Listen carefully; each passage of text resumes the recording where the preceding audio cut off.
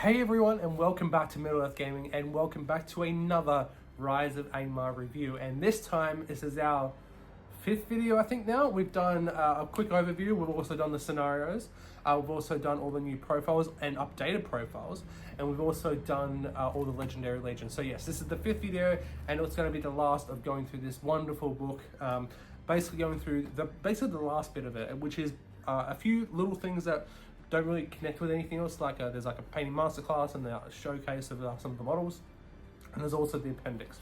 We've already gone over the legendary legends of the appendix, but we haven't done the scenarios because that video was quite long, and I thought I'd do the appendix as a whole. So yeah, there's 4 appendix scenarios in here, and we're also there's also 2 legendary legends. But like I said, we'll do a brief overview in this one, but we did a more in-depth discussion about that in the last legendary legion video. So go check that out if you want to go check it out. But there you go. I hope you guys have been enjoying the Rise of Angmar content. There'll be a lot more to come over the next week or two. You know, just for starters, there'll be some unboxings and some building of the new models. Hope you guys will enjoy that. There will also be a Warrior of Arnold painting guide for those of you guys who just starting Arnold armies. I'm starting mine as well. And I'm going to share with you guys how I'm going to paint my Arnold warriors. Hopefully a nice, quick, easy, and but effective guide for painting Arnold. So, and obviously you can apply it to all the other Arnold warriors like that, like Knights of Arnold, even Aragons, that kind of stuff. You can apply it to that. Unboxings, and there'll also be a terrain video of some sort, because I am going to be as I've said before, I'm going to be doing a scenario board for this book. So. That'll be starting very, very soon. So I'm excited to share that with you guys. But yeah, let's get straight into the review. Alright guys, so here we go. We are on the final part of our Rise of Angmar review, and we're up to the appendix. And it's been a really great time so far, I have to say. I've really been enjoying it. I hope you guys have been as well. So let's get straight into it. So we have the appendix. And something that really, really strikes a chord with me here is that we get something that we don't really see too much of. I don't think we've really seen anything like this before. And it is of the lineage of Isildur. So it goes pretty much from Elendil to Isildur to his son Valandil, who is his 4th son. The other 3 don't survive. So that's his 4th son. It goes all the way down to Arvedui, goes to Aranath, all goes down to Arathorn, and then Aragorn. So that's pretty amazing. So obviously these are the kings of Arnor, and then the kings of Arthedain, and then the chieftains of the Dunedain once Arnor is destroyed. But that's really awesome. Really really nice to read through. So I definitely would recommend for you guys to give it a read. But next up, let's look at the appendix scenario. So we have ambush in Rudar. Ever since the fall of Arnold many years ago, the northern lands have been wild and overgrown. Even after the flight of the Witch King, there were too few men to rebuild the kingdom of Arnold, and so the once great realm continued to lay desolate and in ruin. Bands of orcs, wargs, and trolls now roam the paths and will often lead raids upon settlements and villages. So this one's pretty cool. So layout represents the northern lands of Middle-earth, and it should contain a selection of ruins as well as being densely packed with trees, hedges, and other undergrowth. Starting positions, we can see here that the evil deployment areas are quite unique actually. And then we have the good player then splits their force. We have Arathorn and his guys up here, and then Halbrand and his followers down there. So with the participants, we have Arathorn, Halbrand, 9 Rangers of the North, and 9 Dunedain. So obviously you have Arathorn and 9, and then you have Halbrand and 9, which is kind of cool. And then for evil, we have 2 Angmar Orc captains with shield, 24 Angmar Orc warriors, and 1 hill troll, which is I can't wait for those guys to come out. It's gonna be freaking awesome. Objectives: when the orcs become aware of the presence of the Dunedain, they will try to escape back to their camp. The Dunedain intend to follow the orcs, but if too many slip through the fingers, then they will lose their element of surprise. The game lasts until the end of a turn in which one player has completed their objective, obviously. The evil player wins with at least 8 evil models coming off the board via the eastern board edge, so that's this side. So it's kind of like Recon. And the good player wins if they can kill enough enemies to make this impossible, essentially. So basically, the evil side has to basically try and get as many models off this side as possible, and the good side is like trying to trap them, essentially. Very, very different, because it's usually the other way around, where good models are trying to get off the edge. Very similar to like how the hobbits are trying to get off to aid Vonos in the previous scenarios. But yeah, you usually have good trying to get off and evil trying to kill them, but this time it's the opposite way around, which is kind of cool. We do have some special rules. We have ambush. So after both sides have deployed, but before the first turn game, each good model may make a free shooting attack as for the shoot phase. May not be used by good models during this free shooting attack. So that's kind of cool. So obviously you got Arathorn, which does Arathorn have a bow? I don't believe so. But Halbarad, I'm not too sure. I haven't really used it. I haven't used those models at all, so I'm not too sure. But you do have 9 Rangers and 9 Dunedain. 9 Rangers in North and 9 Dunedain. So you obviously are going to get some good shots in there, which would be cool. Then you have the Troll. If the Hill Troll escapes the board via the best, if the Hill Troll escapes the board, then the best result the good player can achieve is a draw. Whilst the Hill Troll is still on the board, the game cannot end. So I don't know, if you think you're going to lose, then you might want to try and get the Hill Troll off as the evil player, but you're definitely going to be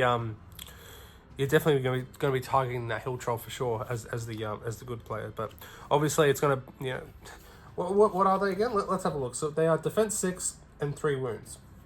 So obviously they are going to it's going to be they're going to be targeting the Hill Troll for sure, but then you're going to get a lot of orcs off at that point. So you really got to see what you can do. Maybe try and get Arathorn in there, or get some good heroic strikes in there. We'll see. Next up, we have the trap is sprung. So continuing on from this, so Arathorn's plan to track down the Hill Troll known as BOShor is in full swing. Having ambushed a band of orcs in the wilderness and forced them to flee, Arathorn and his Dunedain plan on tracking those that they allowed to escape in order to find out where BOShor and his rabble of orcs and trolls are making camp. Moving along slightly through the wilderness, the Dunedain follow the orcs to the ruins of an old Arnold city, which seems to have been turned into an orc camp. So this is like a ruined city of Arnold, which is cool. Starting positions, good player models deploy their models within 6 inches of the center, which is cool. And then the evil player then deploys their models within basically any area, no closer to 6 inches from a good model. So they've kind of been trapped here, the good players. We have Arathorn again. It's basically the same participants. We have Arathorn, Halbarad, 9 Rangers North and 9 Dunedain. Then we have BOShor, 1 Angmar Orc Captain, a Wild Chieftain, 12 Angmar Orc Warriors, 2 Hill Trolls, and 6 Wild Wargs. So kind of cool there. Arathorn has been marked for a death by BOShor, and if he is to survive, then Arathorn must see that fearsome Hill Troll slain. The game lasts until the end of the turn. If the good side wins, if BOShor is slain, which he's a bit tough, so it's going to be a bit difficult. And the evil side wins if Arathorn is slain. If both BOShor and Arathorn are slain in the same turn, the game is a draw. So this is obviously where Arathorn does die. At least I'm not sure if this happens in the lore. I'm pretty sure it's just like by orcs, like an orc arrow or something that kills him in the lore. But in GW's lore, this is obviously what happens. So that's kind of cool. We have some special rules. So good models may not shoot during the first turn of the game because they're being ambushed. Desperate fight. Arathorn may reroll a single d6 when making a dual roll. That's kind of cool. And then death to the Dunedain. Once per game at the start of the fight phase, the evil player may declare that BOShor has let out a fearsome war cry. If they do, then until the end of the turn, all evil models receive a bonus of +1 when rolling to wounds. So if Arathorn gets trapped by BOShor, and you definitely want to be doing that. That's kind of cool. Next up, we have Aragons Revenge, which is cool. At the time of his father's death, Aragon was but 2 years old and not ready to take up the mantle of chieftain of the Dunedain. Knowing that it would be many years before her son would be able to venture into the wilderness, Gilrain took Aragon to the safety of Rivendell. Sheltered within the house of Aragon grew to manhood, all the time having his skills under the tutelage of both men and elves. What's very cool about this scenario is that this is in Ruin of Arnold, which is the old Arnold supplement. So very cool to have it brought back over to this one. I think it's pretty much the same. Obviously, we have a few different participants, but as you guys can see here, we have a few numbers, a few objectives on the board. So there should be 6 large areas of terrain on the board numbered 1 to 6, and that obviously does come into effect later on. So, consumed by rage, Aragorn will not rest until BOShor is slain. The good side wins if BOShor is slain. The evil side wins if Aragorn is slain. If both BOShor and Aragorn are slain in the same turn, the game is a reroll.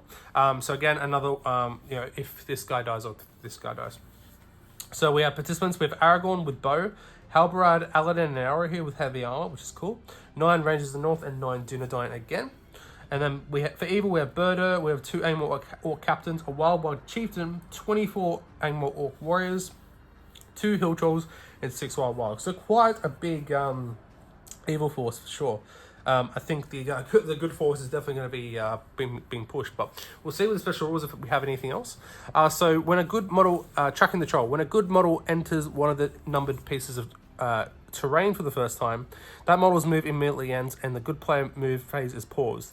The evil player then deploys all the models associated with that terrain piece anywhere touching the piece of the terrain, but not in base contact with any good models. Models placed in the manner may not move or shoot during the turn in which they are placed, but may otherwise act normally. When all the models for the terrain piece have been placed, the good player's phase is resumed. So for the evil player splits their force into 6 parts, each containing an equal number of models, and secretly assigns each part as one of the 6 numbered pieces of terrain. Each part may contain no more than 1 hero model and no more than 1 monster model. So divide your force up into 6 parts, which are labeled 1 to 6, and then if a good model ventures into one of the pieces of terrain, then all those models do get deployed essentially, which is a very cool and unique idea. I kind of like it. I'm be interested to play that because there's obviously so many different outcomes you could do. You could play this multiple times and have different things. That's kind of cool. They're awake. If the roll for priority is ever tied, randomly select one of the numbered pieces of terrain that has not yet been revealed and deploy all the models hidden within it as per rules stating in the tracking the troll above. Again, that's kind of cool. Obviously, rolls for priority tied doesn't often happen too much, but again, another very cool rule to keep it going. So again, we say that that obviously the good force is outnumbered, but if they just go into one terrain piece, then they can kill all those guys and then move into the next one and then move into the next one, unless obviously it's tied. So the good player obviously can is going to be outnumbering those pieces. So if Birdo doesn't happen until the last bit, the good player can just go around and just kill off the little bands of orcs as they see fit, because they've got Aragon, they've got Halbrad, they've got Eladin and Elra here with heavy armor, they've got 9 Rangers North and 9 Dunedain. That's a lot of might. That's a lot of bows, so they definitely could get a lot of work done at that point. So now that I've actually read it, because this is my first time reading it, of course, as I'm going through the book, that actually does make a lot of sense. So I think that could be a lot of. I think this scenario could definitely be a lot of fun. I'd be interested in trying this. Let me know what you guys think in the comment section below.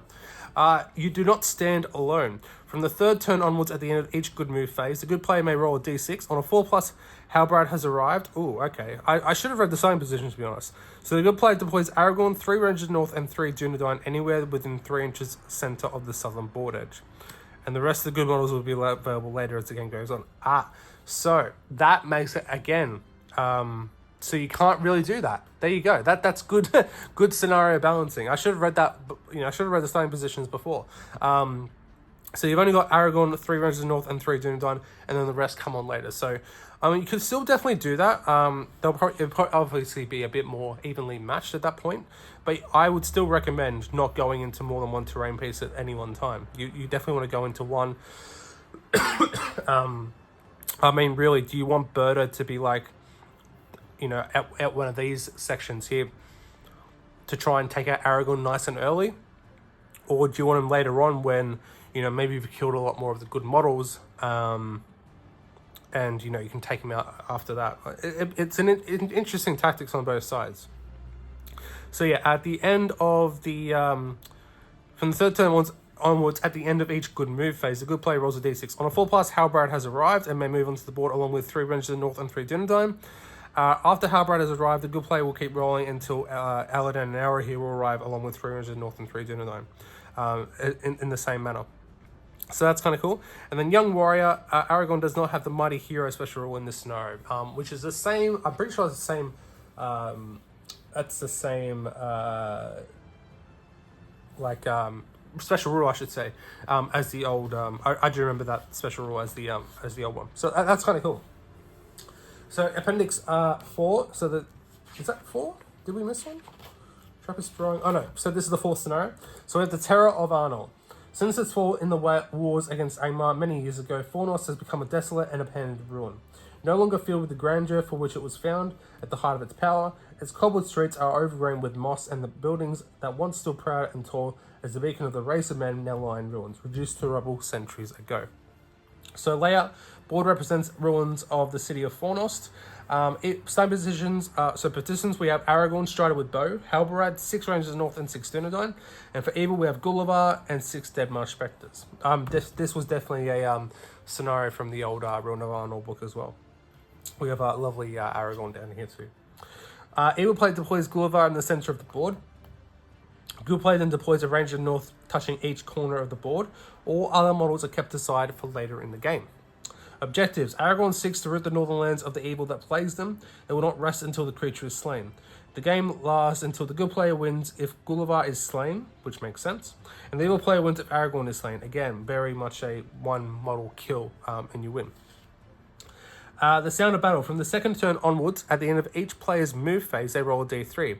This is a number of a player's models they may enter during that on the board during that turn.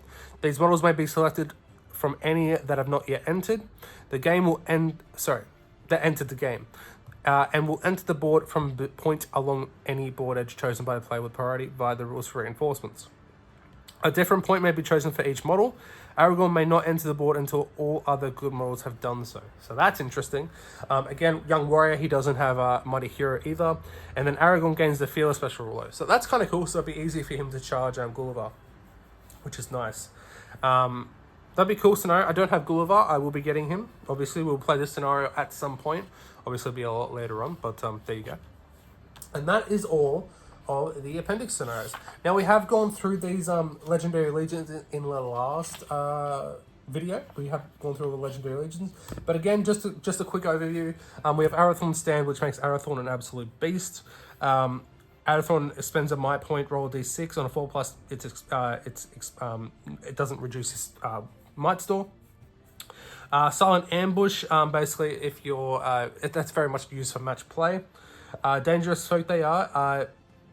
Rangers of North and Dunedain from this legendary legion increase their attack value to 2, which is awesome. And then also may benefit from the standfast of Arathorn or Halbarad. And friendly models gain the Woodland Creature and Mountain Dweller special rule. And of course you can have Arathorn, Halbarad, Rangers of North, or Dunedain, which is cool. Very, very cool list. And then we have Birder's Horde. Again, I think a very popular list. I think people will want to take.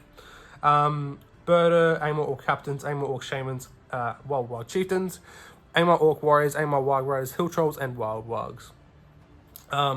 And again, the special rules are very, very cool. Again, I've done a bit more of a in-depth breakdown in the Legendary Legion video, so go and check that out if you haven't already. But yeah, very, very cool Legendary Legions. Are very, very, very fun. It's a shame that obviously this book won't last so until once the new edition comes out. But you can always come back to this edition, have a fun, like in non-competitive games essentially. So I think it'd be a lot of fun, like having a Birder's Horde list versus a Arathorn stand list. I think a lot of these legendary legions in this book have a potential to have a nice clash with each other. So that's very cool. We did miss something that I will go back on, guys, which was the Haunted Ruins painting masterclass. So that's all. That's all the profiles, all the legendary legions, and all the scenarios done. We have a few other things. Haunted Ruins painting masterclass. So if you guys want to, these are obviously the old Osgiliath ruins, which you can still get. Goes through and has a nice little painting guide here. I'll probably try this and have a look. I actually don't have this set of ruins, but I do want to get some for the statues at least. So I might give this a go. Although on here it looks green, but on here at the end piece it doesn't look very green. So I'm not too sure what's going on with that. I mean, there's a few green gaps in the recesses, but I don't really know what's going on there. But heyo, how you doing? And then the last thing that we should go through is basically like a gallery. Basically, all the forces good, the forces of evil that a lot of the new models in here as well. So we have like Ayana, we have Glorfindel, which obviously came out quite a long time ago. Lovely model.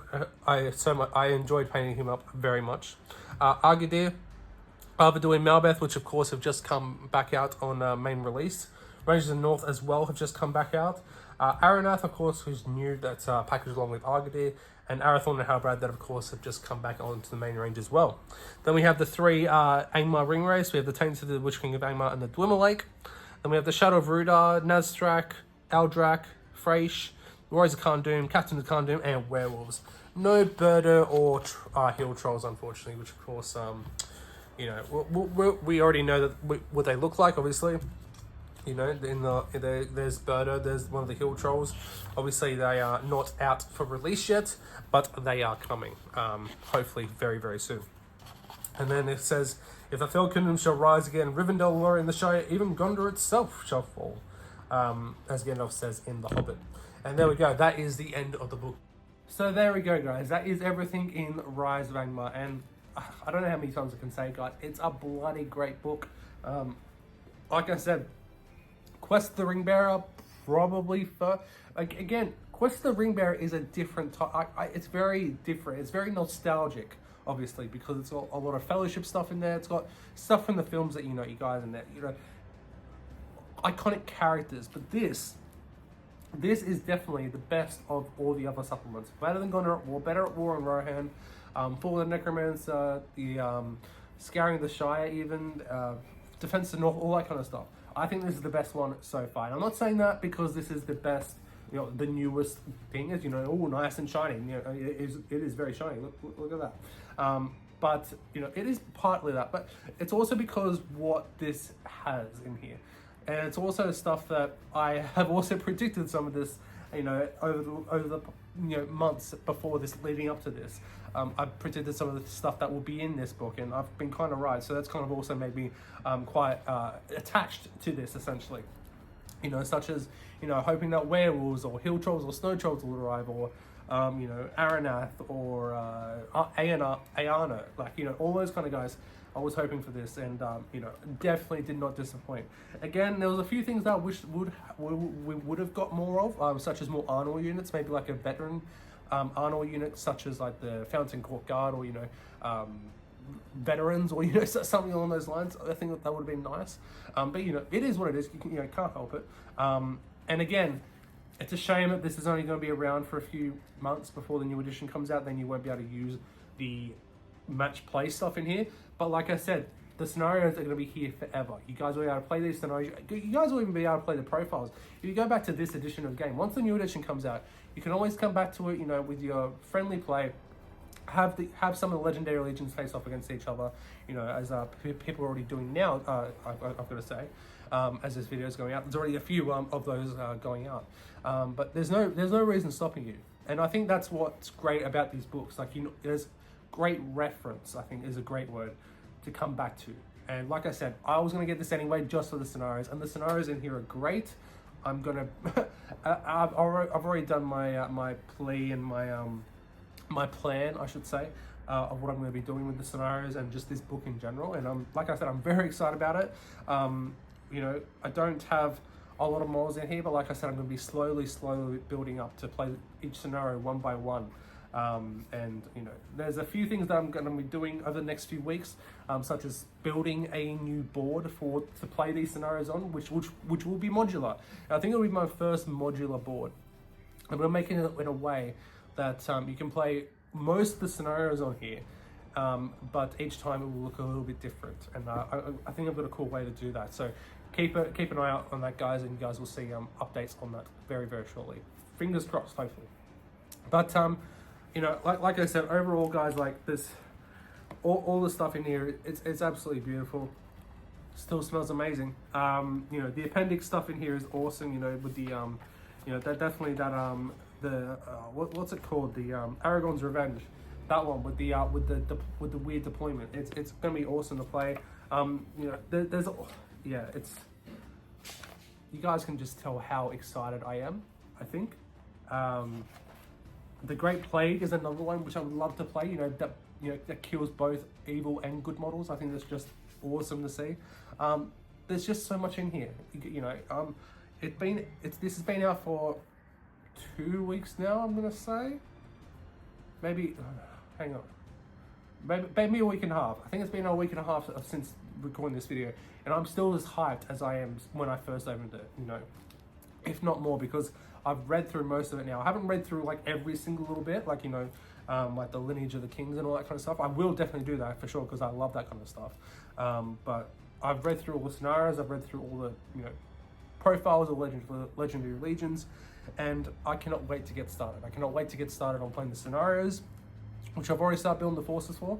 You know, I think it'll still take, you know, a little bit to start to do those scenarios, but if you guys like to see that, do let me know. I'm going to try and get someone in to play those scenarios. So if you guys would like to see that, let me know in the comment section below.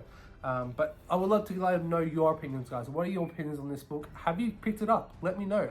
If you haven't, you know, if you're even the most slightly, and I mean the most slightly interested about it, I think you should pick it up, because regardless of the new edition of the stuff that you know won't be able to use in the new edition, you know, obviously we are going to be getting a free PDF of Arnold and Angmar stuff when the new edition drops, because of how close this is. So that's kind of cool in general. So even if you just pick it up just for the scenarios, if you're, you know, again, if you're not a narrative player, then maybe not.